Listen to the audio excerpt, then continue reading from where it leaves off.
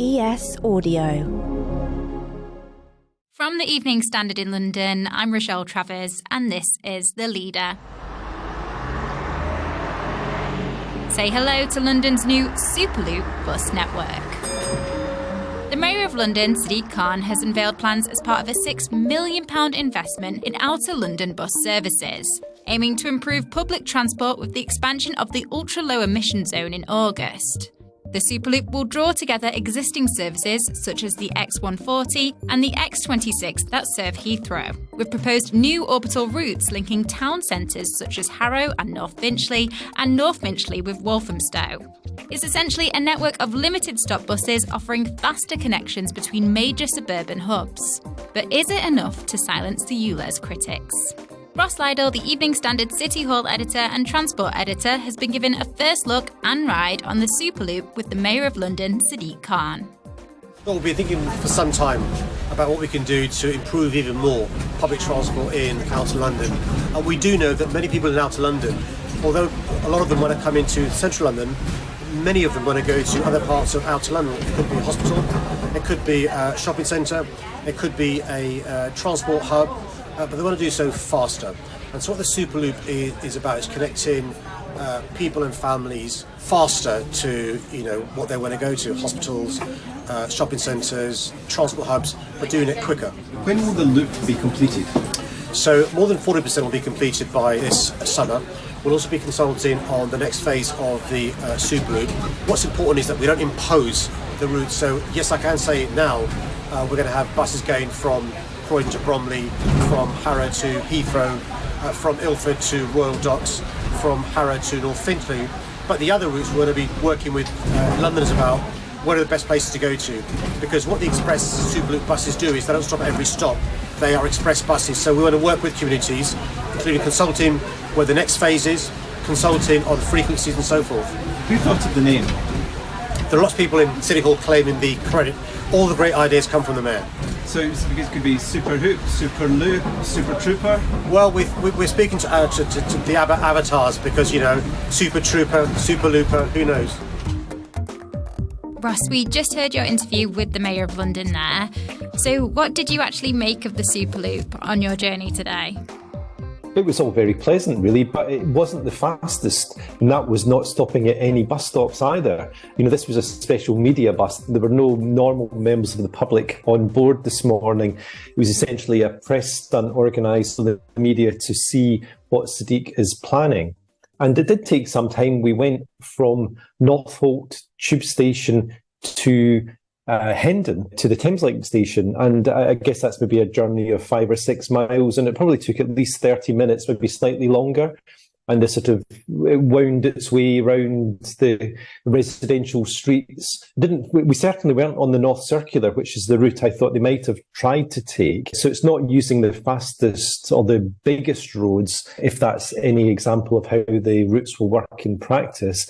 So it was probably quicker than it would have been if we were obviously stopping everywhere, but not massively quick all the same. And if we're honest about it, it probably wasn't as quick as it would be if you were driving your own car. I think obviously Superloop, it seems to be a fantastic brand name. Many people were enjoying using that word today. There were many plays on the word, whether it was Superloop, Super Hoop, Super Trooper, Super Loopy. Some people may even remember the song from many years ago, Snooker Loopy. So I think it's a phrase that will certainly catch the eye and the ear of Londoners, and people will enjoy. The concept itself seems a very good one, because there certainly is a demand to get round the suburbs, to go from place to place rather than having to go into the centre of town to go back out again. But whether in practice it proves to be as attractive as it might look on paper, I think we'll have to wait and see. Just explain to our listeners who might not have seen the map and everything, what exactly is the Superloop network and how will it all work? Essentially, it's like a giant version of the Circle line in outer London, but it's got buses rather than tube trains. The precise details of it are still to be agreed.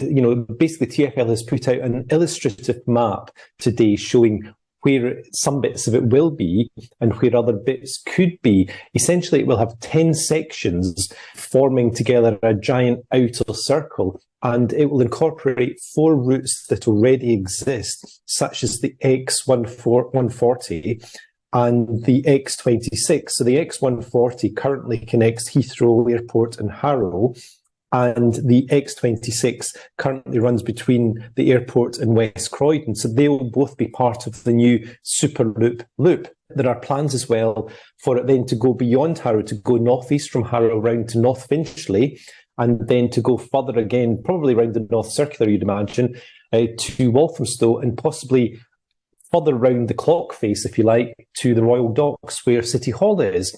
However, things get slightly trickier when you then try to come south of the river, and especially in southeast London, and that's because there's not an obvious crossing point for the bus yet. The plan is that it will use the Silvertown Tunnel, this hugely controversial road tunnel that's being dug sort of roughly between City Hall and the O2 Arena in North Greenwich. However, Silvertown Tunnel will not be open until 2025. So if part of the Superloop route is going to use that, then it's not going to be completed for a good couple of years. Eventually, it'll also make its way around to Croydon and then back up towards Heathrow. There are also a couple of spurs, one that goes in from Uxbridge into sort of Shepherd's Bush area, and the other from Croydon up to Russell Square. Those again are 2 existing bus routes, and there's a further route planned again that would take you from roughly on Oak Park up to Canary Wharf, and that's the bit that would go through the Silvertown Tunnel. Let's go to the ads. Stay there to hear more from our City Hall editor and transport editor, Ross Lydall, on whether the Superloop will be enough to silence Ulez critics.